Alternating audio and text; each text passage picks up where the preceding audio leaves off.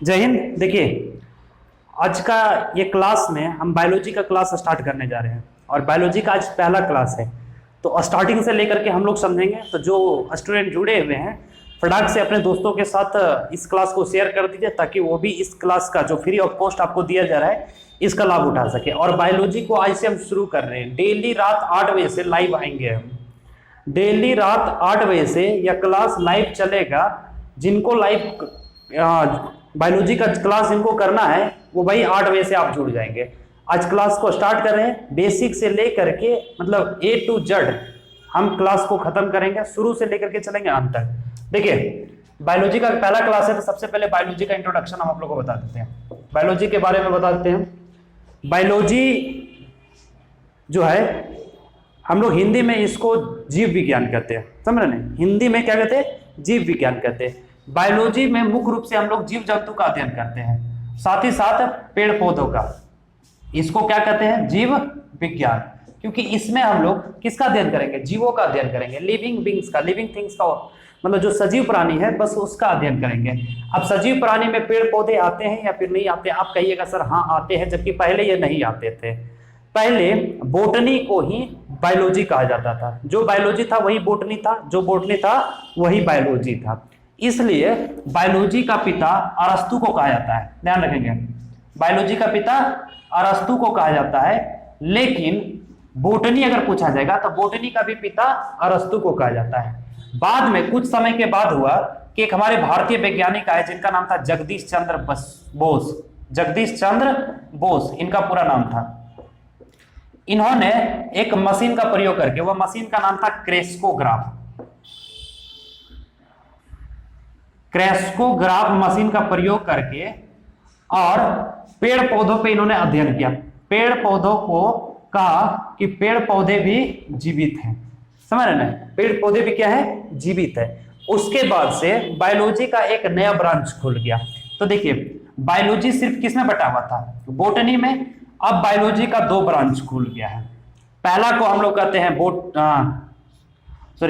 Biology पहले सिर्फ zoology में बटा हुआ था। किसमें बटा हुआ था? जूलॉजी में बटा हुआ था। जबकि इसका दूसरा ब्रांच खुल गया बोटनी। समझ रहे ना? क्योंकि अभी हम बताएं कि जो पहले बायोलॉजी था वही बोटनी था और जो बोटनी था वही बायोलॉजी था।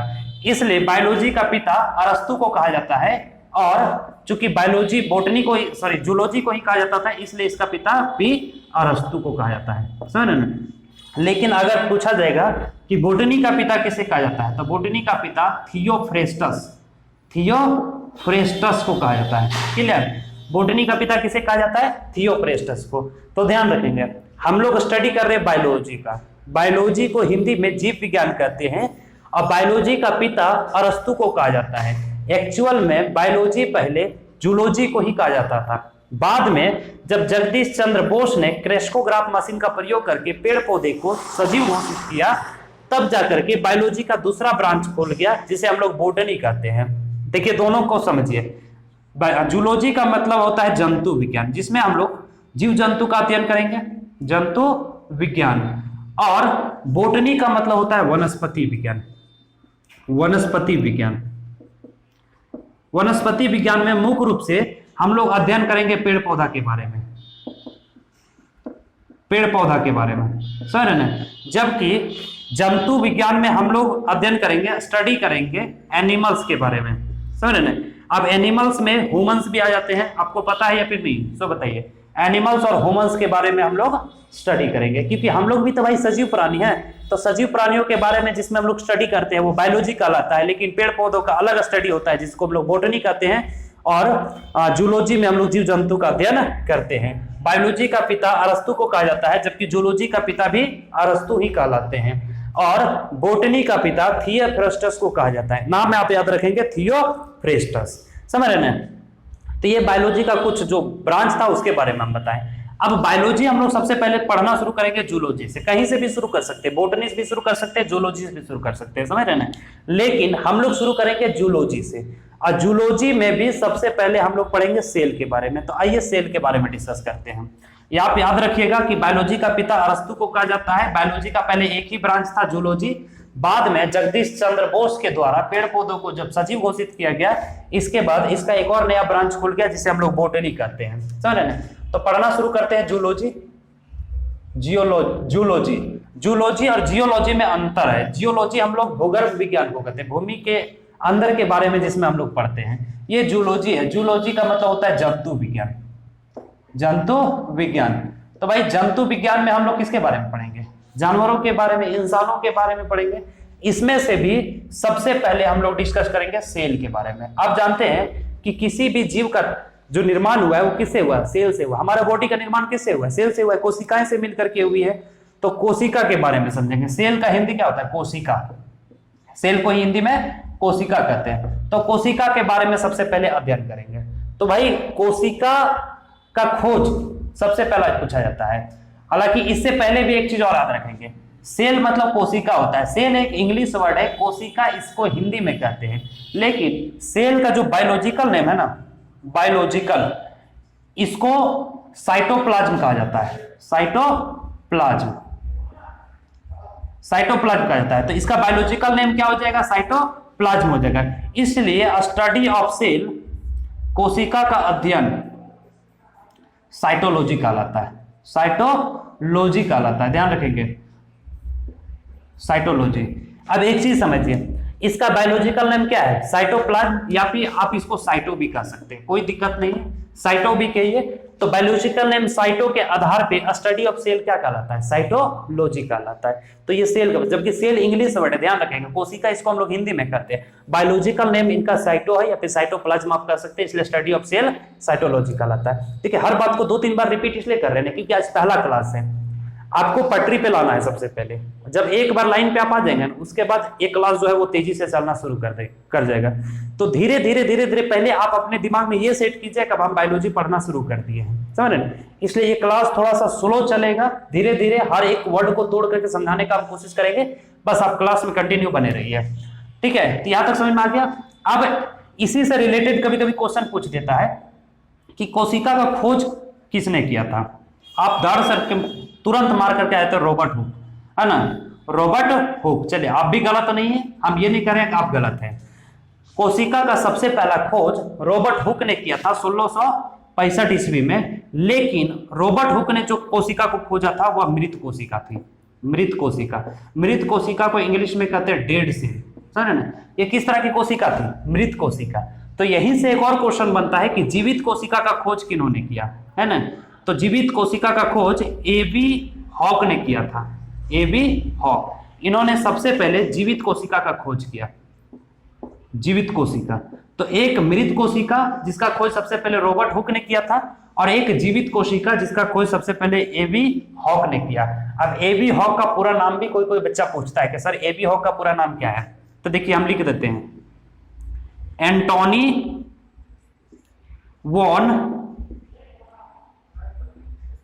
वॉन लीवेनहॉक, ये इनका पूरा नाम है, ध्यान रखेंगे। देखिए हम पूरा नाम भी लिख दिए, एंटोनी वॉन लीवेनहॉक। तो एंटोनी वॉन लीवेनहॉक वैसे पहले व्यक्ति थे जिन्होंने जीवित कोशिका का खोज किया। जबकि अगर पूछा जाएगा कि कोशिका के बारे में सबसे पहले किन्होंने रिसर्च किया, सबसे पहले किन्होंने बताया, तो भाई रॉबर्ट हुक ने बताया। लेकिन वो जो खोजे थे वो मृत कोशिका थी। तो ये आप याद रखेंगे। इसके अलावा और भी ढेर सारा क्वेश्चन पूछा जाता है जो छोटा छोटा क्वेश्चन है। ये आपको किसी कॉम्पिटिटिव एग्जाम में बहुत कम चांसेस है कि ये सब क्वेश्चन पूछा जाएगा। हाँ, ये जरूर पूछ देगा कि स्टडी ऑफ सेल क्या कहलाता है, तो साइटोलॉजी, समझ रहे हैं। लेकिन ये सब नहीं पूछेगा कि खोज किसने किया या फिर एंटोनी वॉन लीवेनहॉक कौन था। याद आप रखिए, अगर पूछ दिया जाए तो आप कंफ्यूज नहीं करेंगे, समझ रहे ना। अब इसी से एक और क्वेश्चन बनता है कि सबसे बड़ी कोशिका, है ना, सबसे बड़ी कोशिका।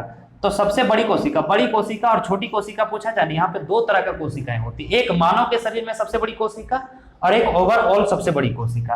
तो यहाँ पे जो हम सबसे बड़ी कोशिका बताने जा रहे हैं वो ओवरऑल है, समझ रहे ना। ओवरऑल सबसे बड़ी कोशिका, हम यहाँ पे ब्रैकेट में लिख देते हैं ओवरऑल। तो ओवरऑल सबसे बड़ी कोशिका कौन सी है, कोई बता सकते हैं? आप जानते हैं शुतुरमुर्ग को देखे ना,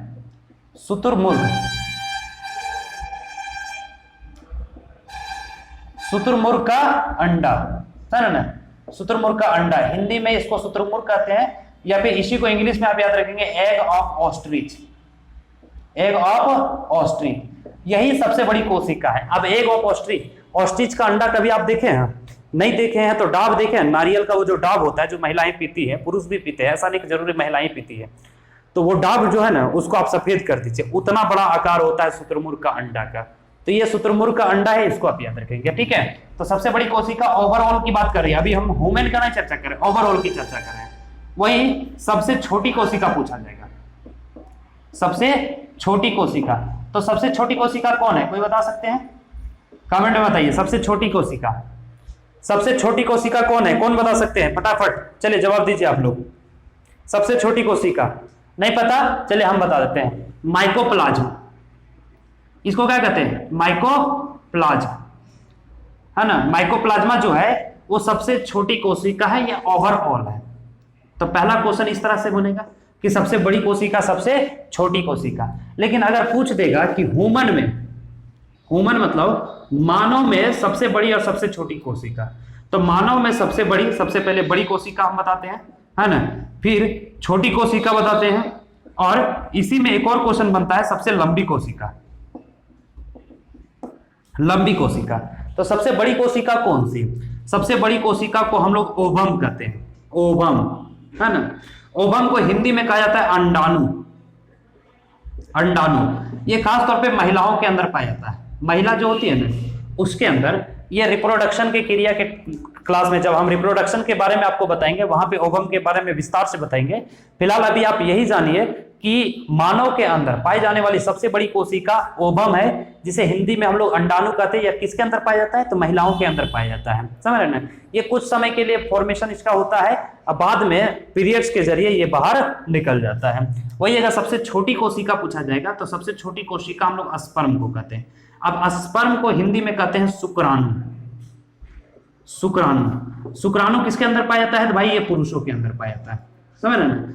तो महिला के अंदर क्या पाया जाता है? ओवम जो सबसे बड़ी कोशिका है मानव के अंदर, और सबसे छोटी कोशिका स्पर्म जो पुरुषों में पाया जाता है, समझ रहे हैं। और अगर पूछा जाएगा सबसे लंबी कोशिका कौन सी है, तो सबसे लंबी कोशिका हम लोग न्यूरॉन्स को कहते हैं, न्यूरॉन। और न्यूरॉन्स ये कहां पाया जाता है? तो भाई हमारा ब्रेन में पाया जाता है, ब्रेन। अब समझिए, ये जो हमारा ब्रेन है ना, ये जो खोपड़ी है, इसी के अंदर एक सेल पाया जाता है जिसको हम लोग न्यूरॉन सेल कहते हैं। और न्यूरॉन सेल की एक विशेषता है, माथा वगैरह में देखते हैं अगर कोई मारता है तो जल्दी हम लोग मर जाते हैं। क्यों?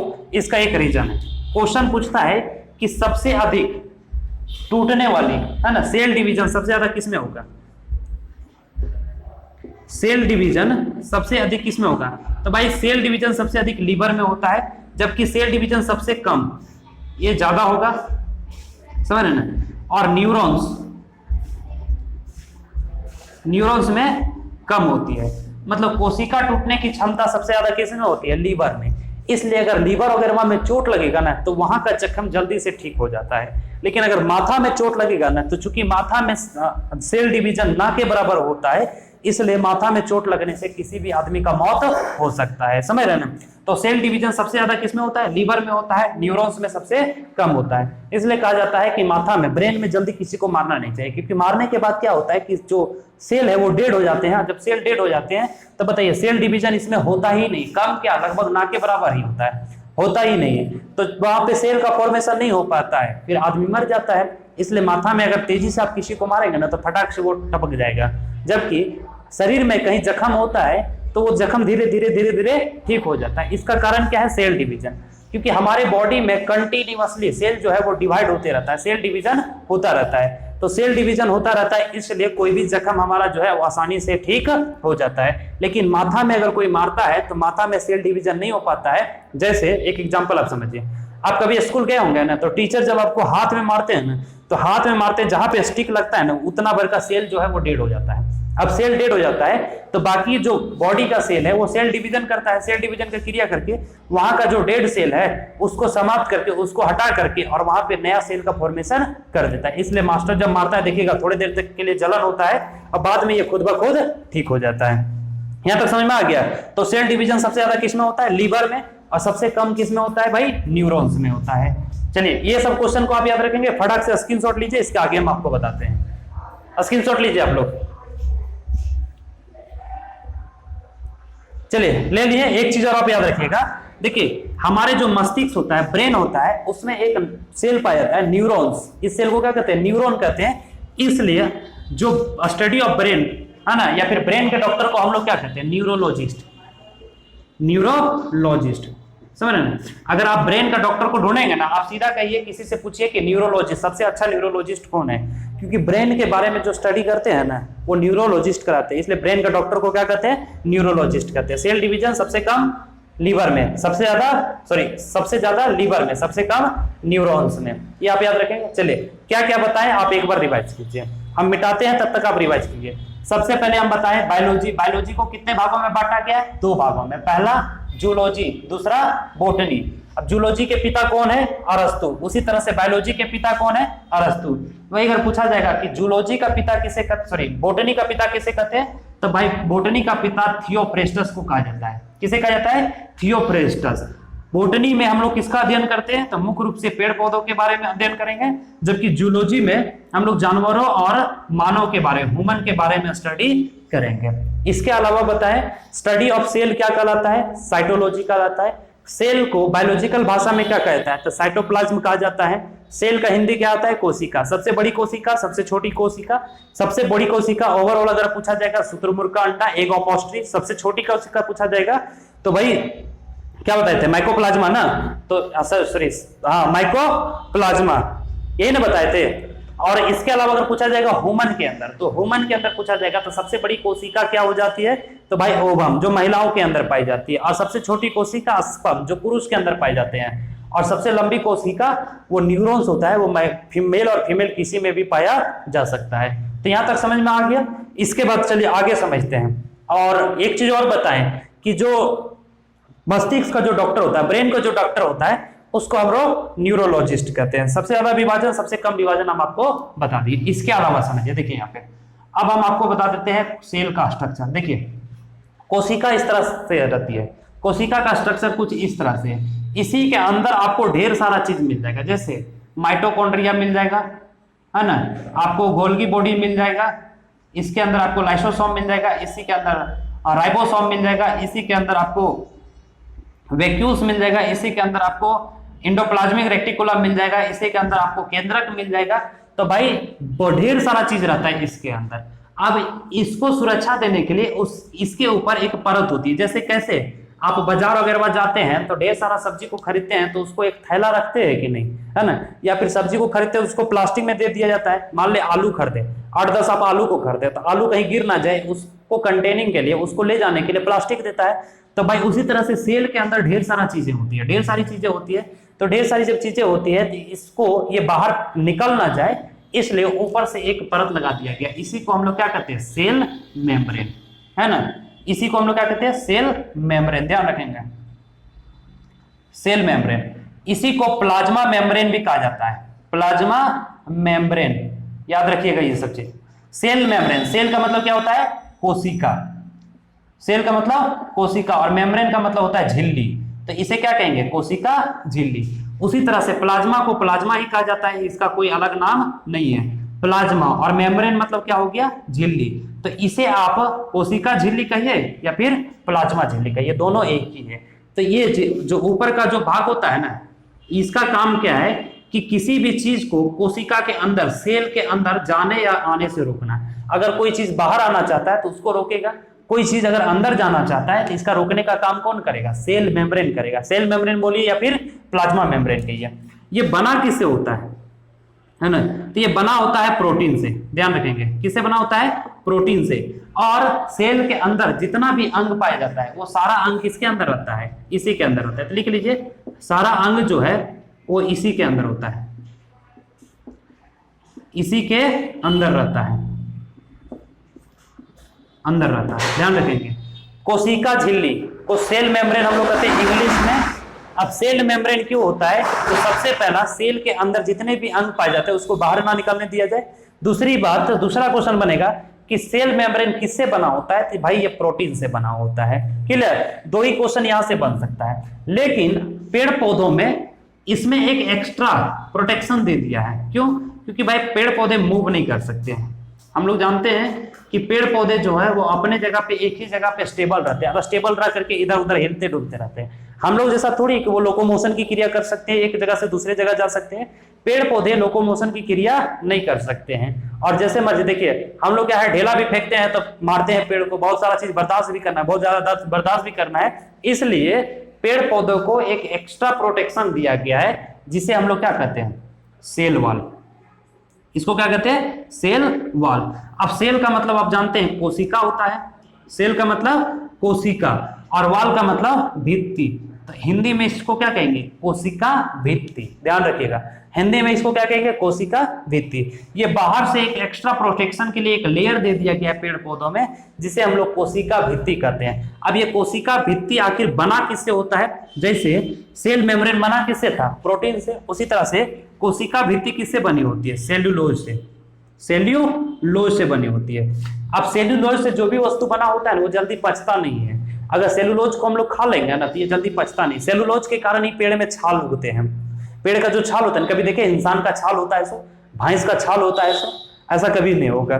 जब भी छाल मिलेगा ना तो वो आपको पेड़ में ही मिलेंगे। ये किस कारण से होता है, सेल्यूलोज के कारण होता है। और सेल्यूलोज का एक और खासियत है कि जल्दी पचता नहीं है, पचता नहीं है, समझ रहे ना। अब पचता नहीं है इसलिए देखे होंगे सेल्यूलोज का ही नोट बना होता है, करेंसी जिसको आप कहते हैं। भारतीय नोट देखे है ना, कपड़ा किससे बना होता है, सेल्यूलोज से बना होता है। अब भाई लकड़ी का कुछ तो अंश है ना कपड़े में, समझ रहे ना। जैसे सूती का वस्त्र आप कहां से निकालते हैं, खेती के जरिए निकालते हैं। कपड़ा हो गया, उसके बाद पेपर है ना, जो कागज होता है, ये कागज किससे बना होता है, सेल्यूलोज से बना होता है। तो ये सब चीज कभी कभी पूछ लेता है कि कागज किससे बना होता है, सेल्यूलोज से बना होता है। भाई वो लकड़ी से बना होता है, लेकिन लकड़ी में क्या पाया जाता है, सेल्यूलोज पाया जाता है, जिस कारण से उसमें छाल होता है। तो ये दो चीज को आप याद रखेंगे। ये तो हम बाहर का प्रोटेक्शन लेयर बताएं, समझ रहे ना, कि एक कोशिका है, इस कोशिका के अंदर ढेर सारी चीजें पाई जाती है, ये बाहर निकल ना जाए और बाहर निकल के जहां तहां भाग ना जाए, इसी को रोकने के लिए भाई एक लेयर दे दिया गया जिसको हम लोग सेल मेम्ब्रेन या प्लाज्मा मेम्ब्रेन कहते हैं। ये मुख्य रूप से किससे बना होता है, तो प्रोटीन से बना होता है। अब बताइए, पूरे बॉडी में, हमारे पूरे बॉडी में कोशिका है, तो पूरे बॉडी में कोशिका है तो पूरे बॉडी में क्या होगा, सेल मेम्ब्रेन। अब सेल मेम्ब्रेन किससे बना होता है, प्रोटीन से बना होता है। तो भाई पूरे बॉडी में प्रोटीन होगा कि नहीं होगा, सबसे अधिक दाल में प्रोटीन पाया जाता है, ये आप जानते हैं, समझ रहे ना। और सारा अंग इसी के अंदर रहता है, ये बाहर निकल करके भाग ना जाए। पता चला सेल मेम्ब्रेन नहीं रहा ना, तो ये माइटोकॉन्ड्रिया जो है ना वो निकल करके भाग जाएगा, फिर उसको पकड़ के लाइएगा, चाचा आ जाओ इधर, समझ रहे ना। तो ऐसा नहीं हो सकता है। तो ये था मानव में पाए जाते हैं, लेकिन पेड़ पौधों में इसके लिए एक एक्स्ट्रा प्रोटेक्शन दिया गया है, जिसे हम लोग सेल वॉल कहते हैं, कोशिका भित्ति कहते हैं। क्योंकि भाई पेड़ पौधे को ढेर सारा चीज बर्दाश्त भी करना होता है, फल भी देता है, ऊपर से बेचारा डंडा भी सहता है ना, पत्थर भी सहता है। आप मतलब कोई भी क्रिया कीजिएगा, देखिए पेड़ को मारते रहिएगा, पेड़ को कुछ ना कुछ करते रहिएगा, पेड़ में एकदम लदक के खड़ा हो जाइएगा और बतियाते रहिएगा अपने वाले से, तो उसको ढेर सारा चीज बर्दाश्त करना होता है। और प्लस में वो मूवमेंट की क्रिया नहीं कर सकता है, वो कहीं आ जा नहीं सकता है, इसलिए उसमें प्रोटेक्शन के लिए एक एक्स्ट्रा लेयर दे दिया गया, जिसे हम लोग सेल वॉल कहते हैं। तो पूछा जाएगा कि सेल वॉल क्या मानव में पाया जाता है, तो मानव में कभी भी सेल वॉल नहीं पाया जाएगा, लेकिन सेल मेम्ब्रेन मानव और पेड़ पौधे दोनों में पाया जाता है, समझ रहे ना। सेल मेम्ब्रेन मानव में भी पाया जाएगा और सेल मेम्ब्रेन पेड़ पौधे में भी पाया जाएगा, समझ रहे ना। तो दो चीज आपको समझ में आ गया, सेल मेम्ब्रेन और सेल वॉल। सेल वॉल बना किससे होता है, सेलुलोज से। किससे बना होता है, सेलुलोज से। देखिए जब जब हम रिपीट करते हैं आप अपने मन में ही बोलने का कोशिश कीजिए। सेलुलोज का एक विशेषता यह है कि जल्दी पचता नहीं है, इसलिए नोट वगैरह जो है ना वो सेलुलोज से बना होता है। ध्यान रखिएगा, अगर मान ले गलती से आपका पैकेट में नोट छूट गया, पैसा छूट गया, आप उसको धो करके एकदम सुखा दिए, सुखाने के बाद जब पैकेट में हाथ डालते हैं ना एकदम कड़कड़ टाइप के मिलता है, वो चाहता है। देखिए दूसरा चीज रहता है तो वो पिघल करके सब बर्बाद हो जाता, फट जाता, लेकिन वो जल्दी पिघलता क्यों नहीं, क्योंकि वो सेलुलोज से बना होता है। क्या बताएं, सेलुलोज जल्दी पचता नहीं है। ये आपको समझ में आ गया, समझ रहे ना। दो तीन चीज, सबसे पहले बायोलॉजी क्या है उसके बारे में हम बता दिए, सेल का कुछ बेसिक इंफॉर्मेशन बता दिए, सेल को का स्टडी क्या कहलाता है ना। सबसे ओवरऑल सबसे बड़ी कोशिका कौन सी, सबसे छोटी कोशिका कौन सी है, मानव के अंदर पाई जाने वाली सबसे बड़ी कोशिका, सबसे छोटी कोशिका, सबसे लंबी कोशिका। इसके अलावा सेल का खोज किन्होंने किया, बताइए आप लोग। क्वेश्चन आपसे कि मृत कोशिका का खोज किन्होंने किया था, फटाफट जवाब दीजिए। मृत कोशिका का खोज किसने किया था, मृत कोशिका का खोज किसने किया था।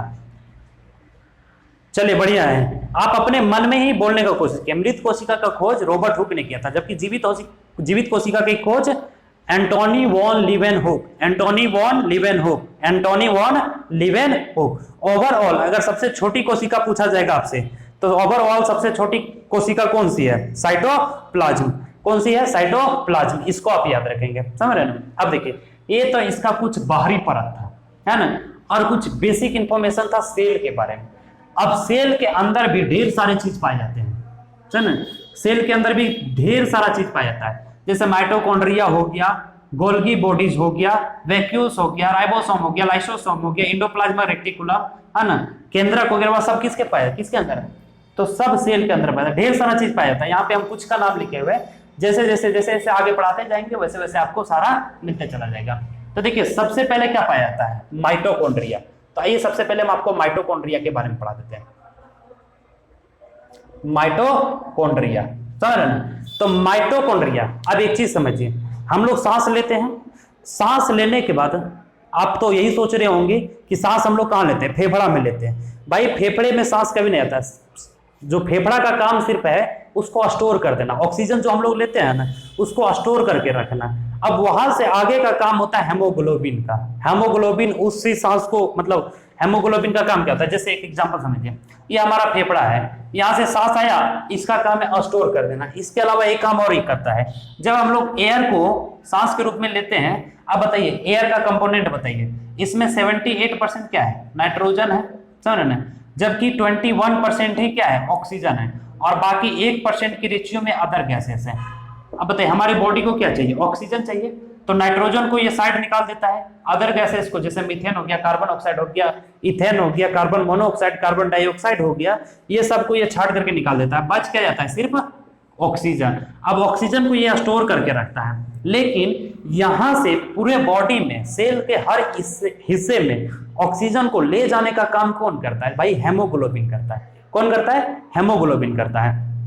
अब इसी कारण आप सुने होंगे, देखे होंगे कि लड़कियां बेहोश बड़ी जल्दी पड़ती है। कारण क्या है समझिए, हम किसी बायोलॉजी के क्लास में आपको बताए, रिकॉर्डेड वीडियो है, वहां पे आप देख लीजिएगा, जहां ब्लड के बारे में आपको बताए हैं। वहां पे बताए थे कि मेल में ब्लड की मात्रा जो होती है वो 5.5 लीटर होती है, जबकि फीमेल में ब्लड की मात्रा 5 लीटर ही होती है, समझ ना। अब बताइए हेमोग्लोबिन किस में होता है? ब्लड में ही होता है, और एयर को, ऑक्सीजन को पूरे बॉडी के अंग में, हर एक अंग में ले जाने का काम कौन करता है? तो भाई हेमोग्लोबिन करता है। तो हेमोग्लोबिन सबसे ज्यादा किस में होगा? मेल में होगा कि फीमेल में होगा? तो स्वाभाविक है ब्लड की मात्रा कम है फीमेल में, मतलब हेमोग्लोबिन की भी मात्रा कम होगी। और हेमोग्लोबिन का काम क्या है? ये जो फेफड़ा में ऑक्सीजन आकर के स्टोर है ना, इसको बॉडी के हर एक सेल तक पहुंचा देना, है ना। जैसे कैसे होता है कि आपके छत के ऊपर टंकी लगा होता है, तो आप टंकी से पानी थोड़ी निकालते हैं, ऐसा थोड़ी है टंकी को जाकर के छेद करके पानी निकाल लेते हैं। टंकी वो क्या करता है? स्टोर करता है। उसी तरह से फेफड़ा क्या करता है? स्टोर करता है। और नल जो लगा होता है ना, अलग अलग पॉइंट पे आप देखिएगा नल लगा देते हैं, तो वो उसका क्या हो गया? वायरिंग हो गया।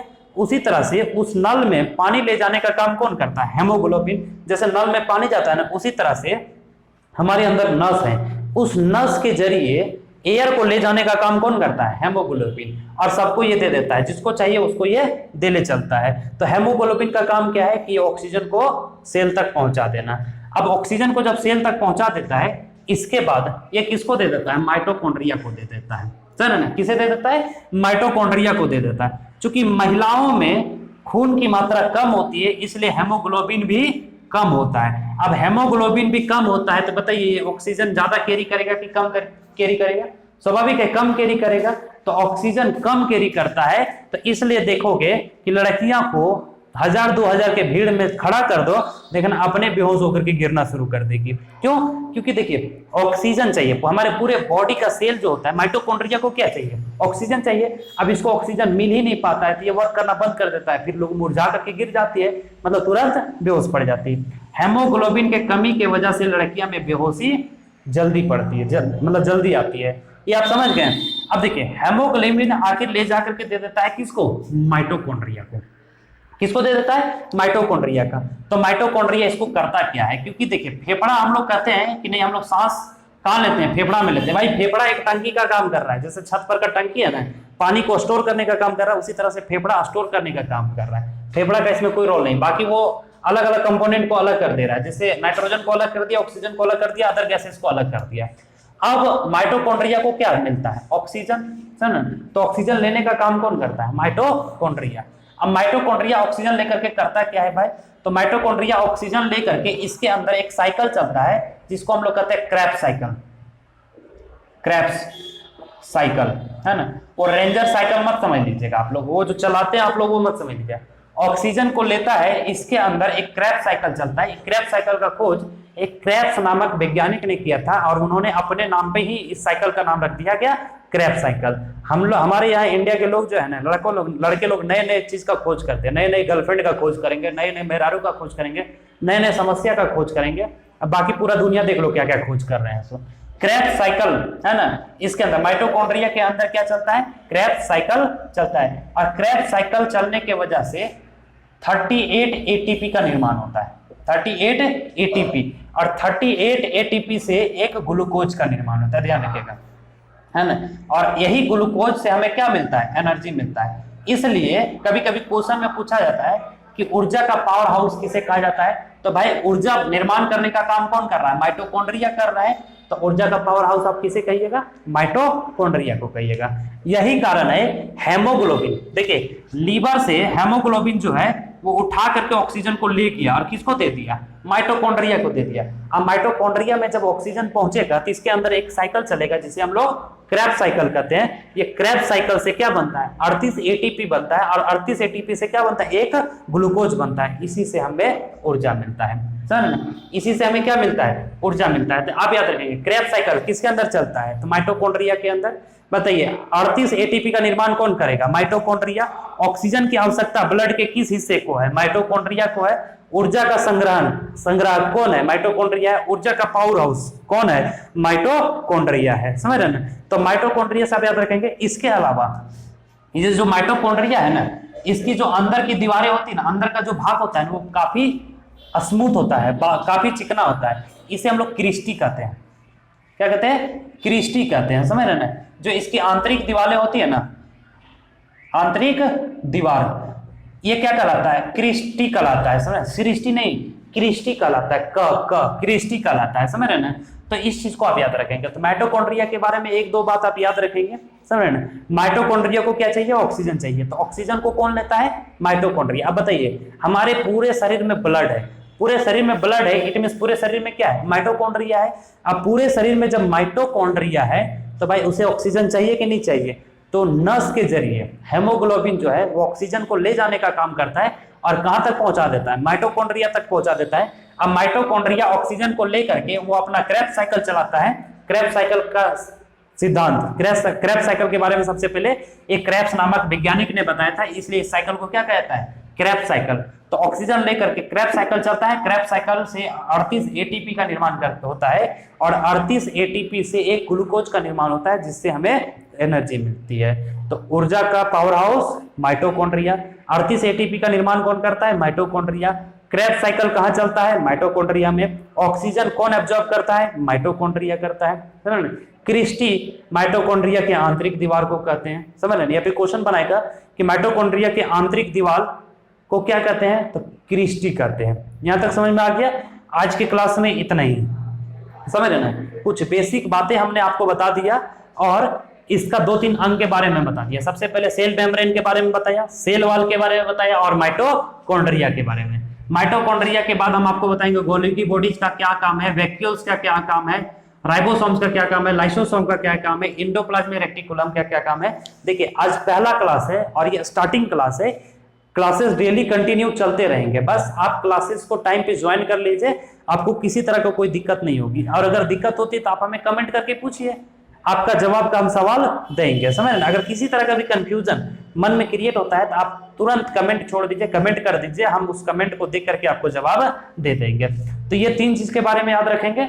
बाकी इससे पहले वाला स्लाइड में जो कुछ भी बताएं आपको उसको भी आप याद रखेंगे। तो उम्मीद करते हैं बायोलॉजी का आज का जो पहला क्लास है वो आप